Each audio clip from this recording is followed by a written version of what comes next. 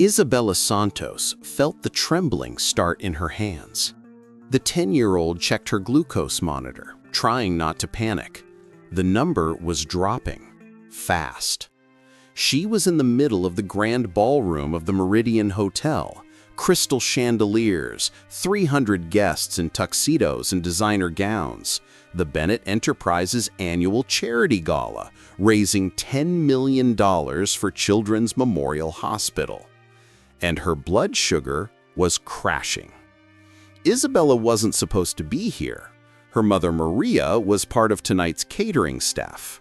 School had been canceled. The babysitter fell through. Maria had no choice but to bring her daughter, with strict instructions.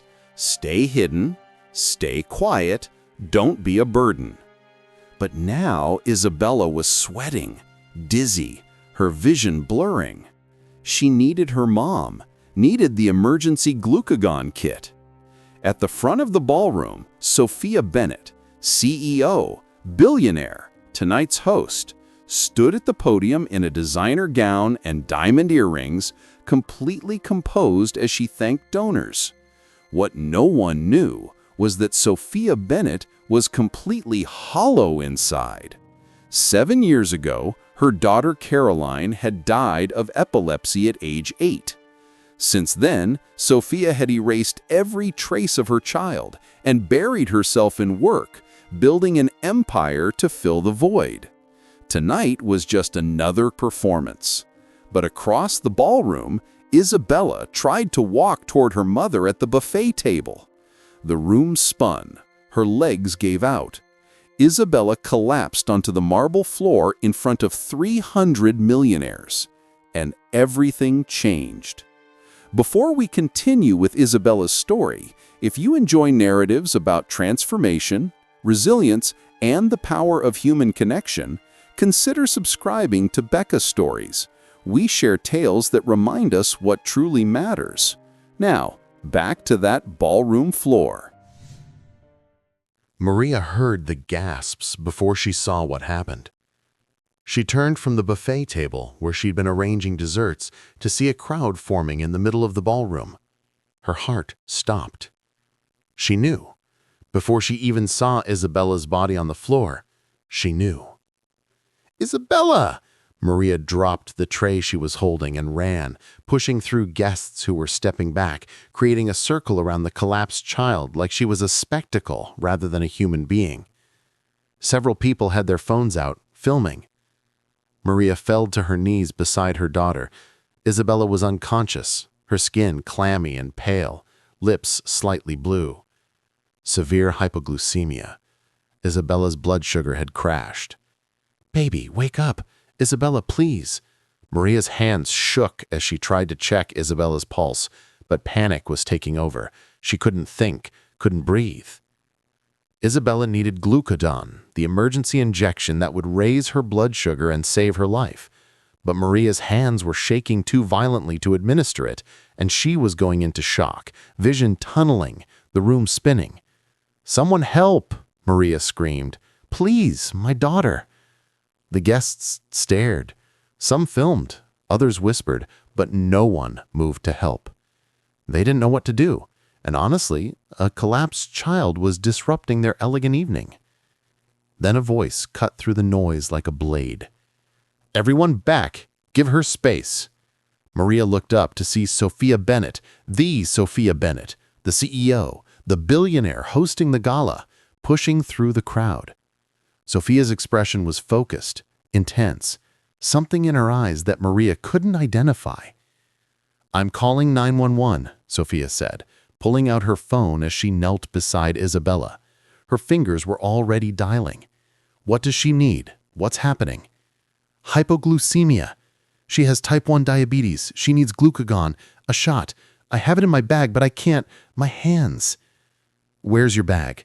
"By the catering station. Brown purse, red emergency kit inside." Sophia was already running, heels clicking on marble, designer gown billowing behind her as she sprinted across the ballroom. She found the purse exactly where Maria said, grabbed the red emergency kit, and ran back. Behind her, she could hear her assistant on the phone. Ambulance is 3 minutes away." Sophia opened the kit with shaking fingers. Inside, a glucagon injection pen with instructions. She'd never done this before, had no medical training, but she'd watched Caroline have seizures for 2 years. She'd learned to stay calm in medical emergencies, learned to act when everyone else froze. "Talk me through it," Sophia said to Maria, her voice steady despite the fear coursing through her. "Step by step, I'll do it." Maria, forcing herself to focus through the panic, gave instructions. Remove the cap, inject into her thigh, push the plunger all the way down, hold for 5 seconds. Sophia's hands were remarkably steady as she uncapped the pen. She looked at Isabella, this little girl she'd been annoyed to see in her professional event just 20 minutes ago, and saw something that nearly broke her. She saw Caroline. Not literally. Isabella looked nothing like Caroline, but the vulnerability, the small body lying unconscious, the mother's desperate fear, it was all devastatingly familiar. Sophia pressed the injector against Isabella's thigh and pushed the plunger. 5 seconds. She counted them in her head like she used to count during Caroline's seizures. 1, 2, 3, 4, 5. She removed the pen just as paramedics burst through the ballroom doors. "We've got it from here," one of them said, immediately checking Isabella's vitals. Sophia stood, stepping back, her hands still shaking now that the crisis was passing. The lead paramedic looked at Maria. "Who administered the glucagon?" Maria pointed at Sophia. "She did." The paramedic nodded approvingly. "You saved her life. That was perfect administration. Another few minutes and we'd be looking at brain damage or worse." Sophia felt her knees weaken. She'd saved a child's life. She hadn't been able to save Caroline, but tonight she'd saved someone else's daughter. As paramedics loaded Isabella onto a stretcher, she was starting to regain consciousness, confused and groggy. Maria turned to Sophia. "Thank you," Maria whispered, tears streaming down her face. "Thank you so much." Sophia wanted to say something, but her throat was too tight. All she could do was nod. The lead paramedic spoke loud enough for nearby guests to hear. "Ma'am, what you just did saved this child's life. Without that glucagon in the next 60 seconds, we'd be looking at brain damage or worse." The ballroom had gone completely silent. 300 wealthy guests stood frozen at their CEO, the Ice Queen, the woman known for her ruthless business deals and emotional detachment, kneeling on a marble floor in a $15,000 gown, hands still shaking from adrenaline, mascara smeared from the intensity of saving a child's life. No one had ever seen Sophia Bennett like this. Vulnerable, human, completely stripped of her corporate armor. Someone in the crowd whispered, "Did that just happen?" Another voice, "She actually saved her." The room remained speechless as Maria followed the paramedics out, and Sophia stood alone, surrounded by 300 wealthy guests who just witnessed something impossible. The Ice Queen had melted. Just for a moment. But it was enough to change everything. 2 hours later, Sophia walked into Children's Memorial Hospital. She'd left her own gala, let her assistant handle the remaining guests and the donation processing, put on a coat over her designer gown, and driven straight to the hospital. She told herself it was to check on Isabella, to make sure the child was okay. But really, she needed to see for herself that she'd saved her, that this time the child lived. Sophia found Maria in the pediatric ward waiting area, still in her catering uniform, looking exhausted and terrified. "Miss Bennett?" Maria stood up, surprised. "What are you doing here?" "How is she?" "Stable. They're monitoring her overnight, but she's going to be okay. Thanks to you." Maria's voice broke. "I don't know what would have happened if you hadn't—" "I'm glad I was there." They stood in awkward silence for a moment. Then Maria said quietly, "I'm going to be fired, aren't I?" "What? Why?" I brought my daughter to a professional event. She collapsed in front of your guests. She disrupted your gala. I understand if... Stop. Sophia sat down, gesturing for Maria to do the same. You're not being fired. You didn't do anything wrong. But You're a single mother working 3 jobs trying to keep your daughter alive. You had no child care, and you showed up anyway because you needed the work. That's not irresponsibility. That's courage. Maria looked at Sophia, surprised by the gentleness in her tone. Sophia continued, When I saw Isabella in the ballroom earlier, I was annoyed. I thought, this is a professional event. Children shouldn't be here. I was going to tell you to send her home. I'm sorry. No, I'm sorry. Because I was wrong, and I was wrong for a reason I've spent 7 years trying to forget. Sophia pulled out her phone and showed Maria a photo. A little girl with curly brown hair and a gap-toothed smile, wearing a princess costume. This is Caroline, my daughter. She died 7 years ago. She was 8. Maria's hand flew to her mouth.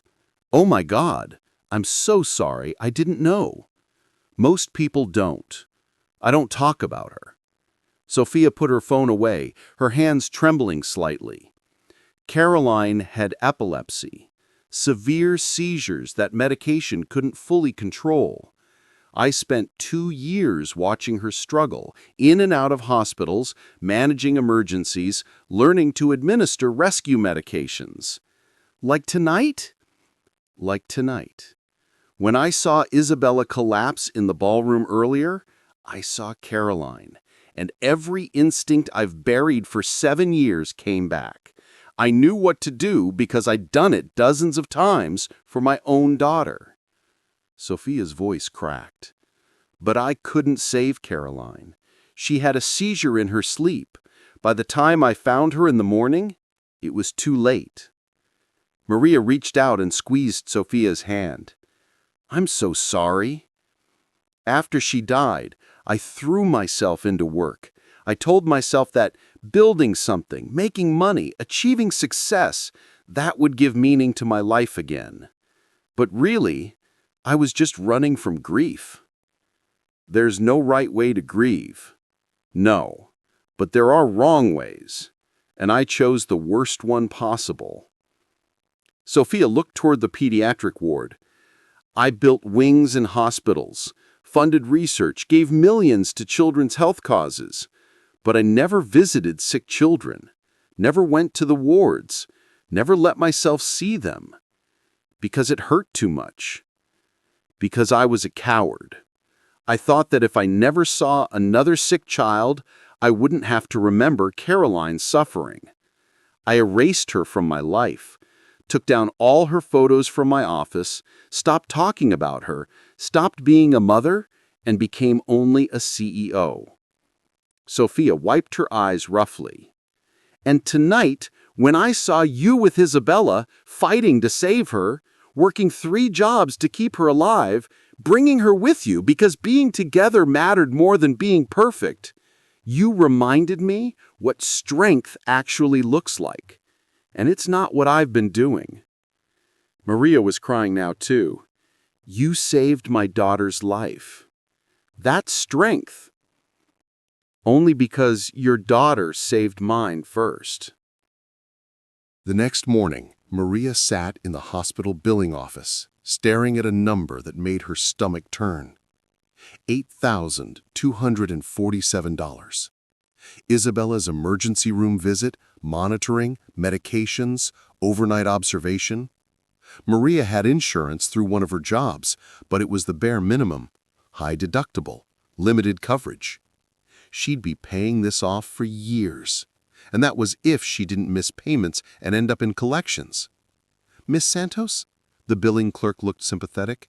We can set up a payment plan if you need. Can I make a phone call first? Maria asked, her voice shaking. I need to figure out what I can afford. Of course. Take your time. Maria walked out into the hallway, trying to figure out which job she could pick up extra shifts at. The restaurant? The cleaning company? The catering service? Maybe all three. She'd figure it out. She always did. Maria. Maria turned to see Sophia Bennett walking down the hospital corridor, still elegant, but now in casual clothes, designer jeans, and a cashmere sweater that probably cost more than Maria made in a month. Miss Bennett. Hi, I wasn't expecting. How's Isabella? Good, they're discharging her this afternoon. I'm just dealing with... Maria gestured vaguely at the billing office. The cost. It's okay. I'll handle it. I always do. Sophia studied her for a moment. How many jobs are you working right now? 3. Restaurant hostess during weekdays, cleaning service on weekends, and catering for events like last night. And none of them offer health insurance? The restaurant does, but it's not great. High deductible. Doesn't cover much. So you're working 60, 70 hours a week, and you still can't afford your daughter's medical care? That's just how it is. Maria tried to smile. A lot of people have it worse. That doesn't make it right. Before Maria could respond, Sophia Bennett walked past her into the billing office. Maria followed, confused. Ms. Bennett, what are you? Sophia pulled out a black credit card and handed it to the clerk. I'm paying for Isabella Santos's bill. All of it. The full balance? Yes. Ms. Bennett, I can't let you do that, Maria protested. It's too much. It's already done. Sophia signed the receipt and turned to Maria. This is not charity. This is me recognizing that our system is broken. No parent should have to choose between their child's health and financial ruin. But I'm also offering you a job. Maria stared. What? Executive assistant position at Bennett Enterprises. Salary $85,000 a year to start. Full health insurance with no deductible. Flexible hours, and a new workplace policy I'm implementing. Employees can bring their children to work when necessary. I don't understand. You're organized. You're capable. You work harder than anyone I know. And most importantly, you remind me of who I used to be before I forgot what matters. Met Maria's eyes. I need people around me who haven't lost their humanity. Will you take the job? Maria felt tears streaming down her face. Yes, of course. Good. Start Monday. HR will handle the paperwork. As Sophia turned to leave, Maria called after her. Why are you doing this, really? Sophia paused. Because 7 years ago, I was a mother trying to save my child, and no one could help me. No amount of money or power could save Caroline, but I can help you, and I can help Isabella. And maybe, if I help enough people, I'll remember what it felt like to be human. Sophia sat in a hospital room, holding Caroline's hand, watching her daughter sleep. 8 years old. Fighting epilepsy for 2 years. Medications that sometimes worked and sometimes didn't. Seizures that came without warning. Today had been bad. 3 seizures in 6 hours. The doctors were talking about increasing medication again, but the side effects were already harsh. Caroline was tired all the time, had trouble concentrating at school. Mommy? Sophia's eyes fluttered open. I'm here, baby. Am I staying overnight again? Just for observation. We'll go home tomorrow if everything stays stable. I hate hospitals. I know. But I like when you stay with me. Some kids here don't have anyone. Sophia looked around the pediatric ward. Caroline was right. Some children sat alone in their rooms, no family visiting. Some had parents who could only come during limited visiting hours because of work. You're right, Sophia said quietly. That must be lonely.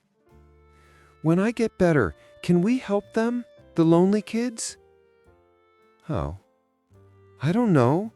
Maybe bring them toys, or read stories, or just sit with them so they're not alone. Sophia felt her throat tighten. That's a beautiful idea, sweetheart.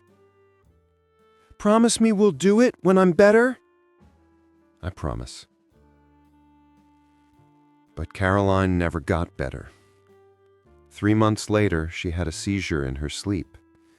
By the time Sophia found her in the morning, it was too late. And Sophia broke her promise. She never went back to that hospital, never visited the lonely children, never brought toys or read stories. She donated money instead, built wings, funded research, did everything except show up. Because showing up meant feeling, and feeling meant remembering that she'd failed Caroline, failed to save her, failed to keep her promise. Sophia stood in the pediatric ward of Children's Memorial, the hospital she'd funded but never visited. She walked slowly through the corridors, seeing what she'd avoided for 7 years. Children in beds, some with parents, some alone, machines beeping, nurses moving efficiently between rooms, the smell of antiseptic, and the sound of muted televisions. And in one room, Isabella, sitting up in bed doing homework while Maria dozed in the chair beside her. Sophia knocked softly on the door frame. Isabella looked up, her eyes widening. "You're the lady who helped me." "I am. How are you feeling?" "Better. Mom said you saved my life." "Your mom is the brave one. Taking care of you can't be easy." "She works really hard. Sometimes she's so tired she falls asleep in her clothes, but she always makes sure I'm okay first." "She loves you very much." "I know." Isabella hesitated, then asked, "Why did you help me?" "Mom said you're really important. Rich people don't usually help people like us." "People like you?" "Poor people. People who don't matter." I felt my heart break. "You matter. Every child matters. And I helped you because..." She paused, then said honestly, "Because I had a daughter once, and I couldn't save her, but I could save you, and that mattered more than anything in that ballroom last night." "What was her name, your daughter?" "Caroline." "That's pretty. I bet she was nice." She was. She wanted to help children in hospitals, lonely children who didn't have families visiting. She made me promise we would do that together when she got better. But she didn't get better? No. And you never kept the promise? No, I didn't. I was too sad and too scared. Of what? Of remembering how much I missed her. Isabella thought about this. My teacher says that remembering people we miss is how we keep them alive, even when they're gone. Your teacher is very wise. So maybe, Isabella said carefully, maybe you could keep your promise now, even though Caroline isn't here. Maybe she'd want you to do it anyway. Maybe she would. Because if I wasn't here, I'd want my mom to still be happy, to still help people, not to be sad forever. How did you get so smart? I read a lot. Not much else to do when you're sick all the time. Sophia laughed, genuinely laughed for the first time in years. Well, since you're so smart, maybe you can help me with something. What? I'm going to start keeping my promise. I'm going to visit children in this hospital, bring books, sit with lonely kids, be present instead of just writing checks. Will you help me figure out what kids actually want? Really? Really? if you're willing." "Yes, that would be awesome!" Their conversation awoke Maria, who looked confused, seeing Sophia sitting there chatting with her daughter. "What's going on?" "Miss Sophia's going to help kids in hospitals, and I'm going to help her." Maria looked at Sophia questioningly. Sophia smiled, a real smile. "It appears your daughter just gave me a new job. Volunteer coordinator. Unpaid, but infinitely more valuable than my CEO position." 3 months later, Sophia Bennett stood in front of the Bennett Enterprises Board of Directors and announced changes that made several board members nearly choke on their coffee. Effective immediately, we're implementing new workplace policies. First, flexible hours for all employees with children or caregiving responsibilities. Second, on-site childcare available for employees who need it. Third, emergency leave protocols that don't penalize parents for medical crises. Fourth, comprehensive health insurance with zero deductible. Richard Morrison, the oldest board member, sputtered. "Sophia, these changes will cost millions. $4.2 million annually, to be exact. Less than 0.3% of our profits." "But why? What's the business justification?" "Because I'm tired of building a company that values profits over people. Because our employees are human beings with families and emergencies and lives outside these walls. And because I refuse to be complicit in a system that forces parents to choose between their jobs and their children." Another board member, Janet, spoke up.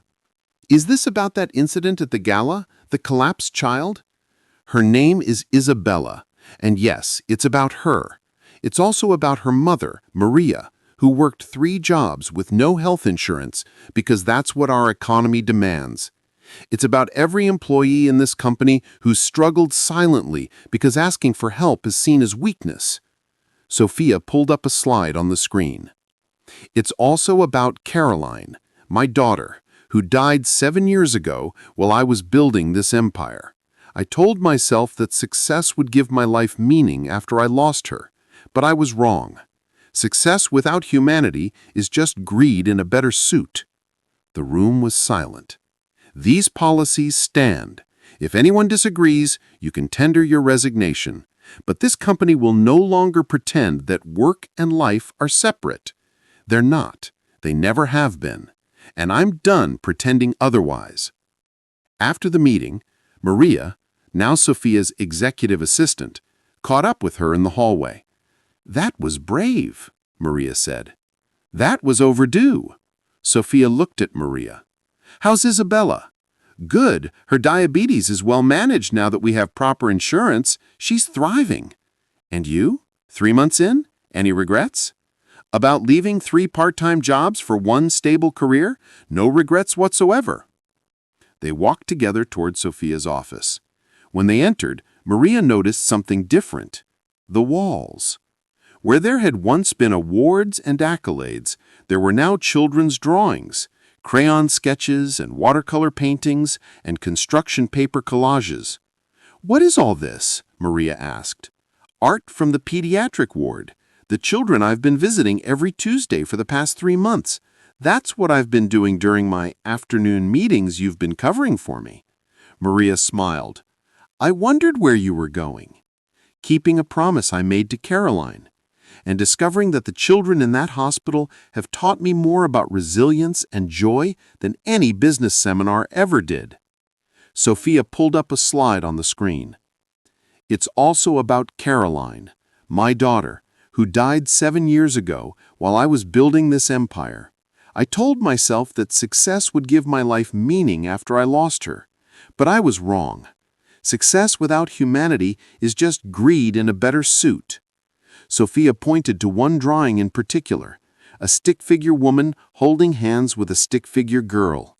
Above them, written in careful child handwriting, "Miss Sophia and me. Thank you for the books. Love, Emma." "Who's Emma?" Maria asked. 7 years old. Leukemia. No family visits because her parents work 3 jobs and can't afford to take time off. Sound familiar?" Maria's eyes filled with tears. "You're helping her." "I'm sitting with her, reading to her, being present. That's all she wants. That's all any of them want. To be seen, to matter." "You've changed so much in 3 months." "Isabella changed me. Maria changed me. Remembering Caroline changed me." Sophia sat down at her desk, where a new photo frame had appeared. Caroline, smiling in her princess costume. "I spent 7 years erasing her from my life because remembering hurt. But I learned something. Erasing her hurt more. She deserves to be remembered. Her life mattered, and honoring her means living the way she wanted me to live, with my whole heart." The ribbon-cutting ceremony for the Caroline Bennett Pediatric Wing was nothing like Sophia's previous charity galas. No tuxedos, no designer gowns, no $10 million fundraisers. Instead, the hospital courtyard was filled with children and families, patients in wheelchairs and wagons, parents who looked exhausted but hopeful, medical staff in scrubs. And at the front, Sophia stood beside Maria and Isabella, preparing to give a speech. Not a polished CEO speech, a human one. "Thank you all for being here," Sophia began, her voice strong but emotional. "This building behind me is named after my daughter Caroline, who died 7 years ago. For a long time, I couldn't even say her name without breaking down. I built other hospital wings in her memory, but I never attended the openings. I funded research, but never visited the patients. I gave money, but never gave myself." She paused. Until one night, a little girl named Isabella collapsed at one of my charity events. And something in me woke up. My maternal instincts, dormant for 7 years, suddenly activated. I saved her life that night. But really, she saved mine. Isabella, standing beside Sophia, smiled shyly. Isabella's mother, Maria, taught me what real strength looks like. Not building empires, not accumulating wealth, but working 3 jobs to keep your child alive. Showing up every day, even when you're exhausted. Choosing your child over your pride. Sophia looked at Maria, who was crying openly now. This hospital wing is not just named after Caroline. It's dedicated to every parent like Maria, every child like Isabella, every family fighting battles that society ignores because they're poor or invisible or simply struggling. Sophia's voice grew stronger. The Caroline wing has several special features. First, family rooms, where parents can stay overnight without cost, because children heal faster when they're not alone. Second, a tutoring center, so children don't fall behind in school while they're hospitalized. Third, a financial assistance program, so no family has to choose between their child's health and bankruptcy. The crowd applauded. But most importantly, Sophia continued, this wing has something I learned from Caroline herself. Every Tuesday, volunteers will come to read to children, play games, sit with lonely kids who don't have family visits, because Caroline told me once that what sick children need most is not just medicine. It's knowing that someone cares. She looked up at the building. "Caroline, I'm sorry it took me 7 years to keep this promise, but I'm keeping it now, and I'll keep it for the rest of my life." After the ceremony, Sophia found herself surrounded by families wanting to thank her. One mother, holding a toddler with a feeding tube, approached with tears in her eyes. "Miss Bennett, I can't afford my electricity bill this month because of my daughter's medical costs. The financial assistance program here is saving us." Sophia knelt to the toddler's level. "What's your name, sweetheart?" "Lily," the child whispered. "Hi, Lily. You're very brave." As Sophia stood, she felt a hand on her shoulder. "Maria." "You did it," Maria said quietly. "You changed everything." "We did it. You reminded me how to be human again." What happens now? Now, Sophia smiled, now we keep showing up. For these families, for these children, because that's what Caroline would want. And it's what I should have been doing all along. 6 months after the Caroline wing opened, Sophia's life looked completely different. She still ran Bennett Enterprises, but she'd promoted a co-CEO to handle day-to-day operations while she focused on something else, the Caroline Bennett Foundation. Full-time work advocating for healthcare reform, lobbying for paid family leave, funding programs that supported working parents with chronically ill children.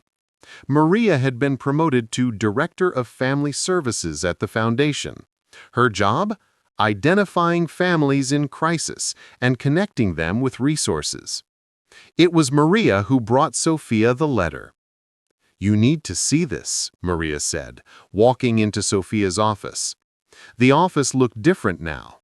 Half workspace, half playroom, because the foundation's policy was clear. Children were welcome, always. Today, Isabella was doing homework at a small desk in the corner while Sophia worked. They'd developed a routine over the past year. After school, Isabella came to the foundation office, did her homework, and sometimes helped organize book donations for the hospital. Sophia read the letter Maria handed her. "Dear Ms. Bennett, my name is Jennifer Torres. You don't know me, but 6 months ago, I was admitted to the Caroline wing with my son, Daniel, who has cystic fibrosis. We had no insurance, no money, no idea how we'd pay for his treatment.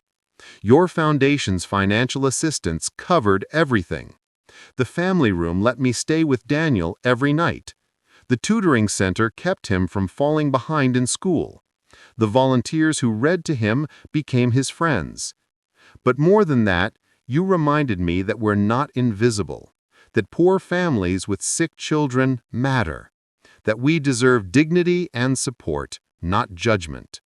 Daniel is home now, doing well, and I'm writing to say thank you. You saved my son's life, but you also saved mine. With gratitude, Jennifer Torres." Sophia felt tears sliding down her face, again. She cried more now than she had in the 7 years of numbness, but these tears felt different, clean, healing. "You've helped 47 families so far this year," Maria said softly. 47 children who have better lives because of what you built. "What we built," Sophia corrected. "I couldn't do this without you. And none of this would exist without Isabella collapsing at that gala." They both looked at Isabella, who was absorbed in her math homework, completely unaware that she'd been the catalyst for everything that followed. Strange how life works, Sophia mused. The worst moment of that night, Isabella collapsing, became the best thing that could have happened to me. It woke me up.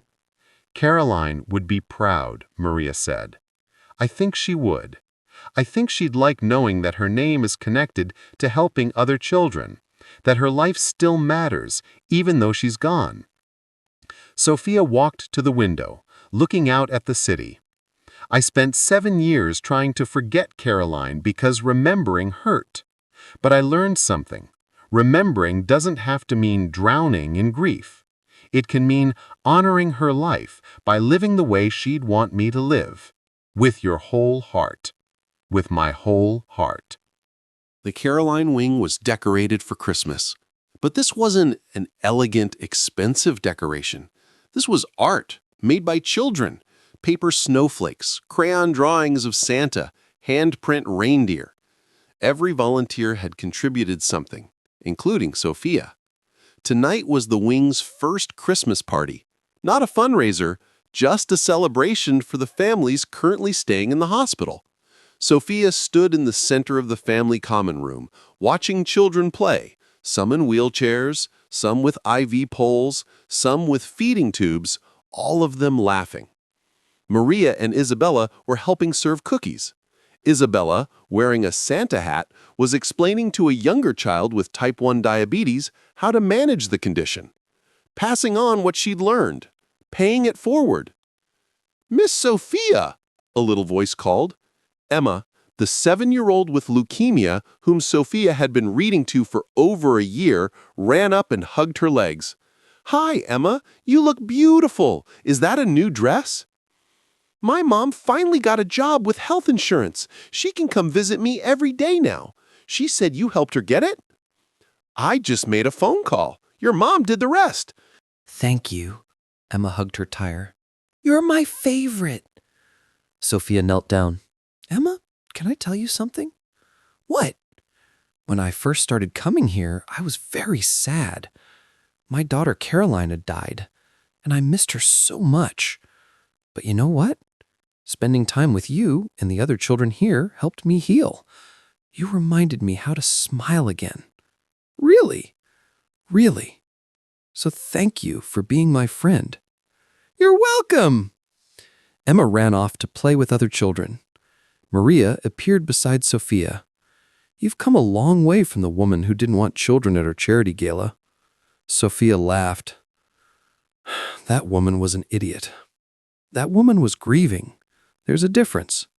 Still, I wasted 7 years being numb when I could have been doing this." Sophia gestured to the room full of children and families. "Caroline asked me to help children in hospitals, and I finally did it. 7 years late, but I did it. Better late than never." As the party continued, Sophia stepped outside into the hospital courtyard. Snow was falling gently. Christmas lights twinkled on the building. She looked up at the sign, the Caroline Wing. "Hi, baby," Sophia whispered to the sky. "I know you're probably frustrated that it took me so long, but I kept our promise, and I'm going to keep keeping it, every day, for the rest of my life." The snow fell in answer, soft, peaceful. Sophia stood there for a moment, then smiled and went back inside.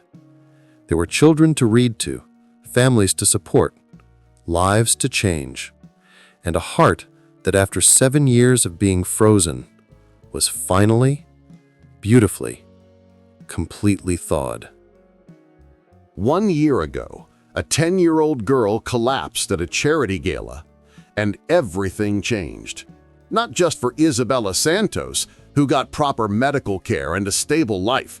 Not just for Maria Santos, who went from 3 part-time jobs to a career helping families in crisis. But for Sophia Bennett, a billionaire CEO who had forgotten how to feel. Sophia had spent 7 years building an empire to fill the void left by her daughter's death. She funded hospitals but never visited them. She wrote checks but never showed up. She achieved extraordinary success while losing her humanity. It took a medical emergency and a brave single mother to remind her what actually matters. Not money, not power, not success. People, connection, presence, love. This Christmas season, maybe you know someone like the old Sophia, someone who has buried their grief so deep they've forgotten how to feel, someone who's achieved everything but lost themselves in the process. Or maybe you're like Maria, working multiple jobs, struggling to keep your head above water, feeling invisible.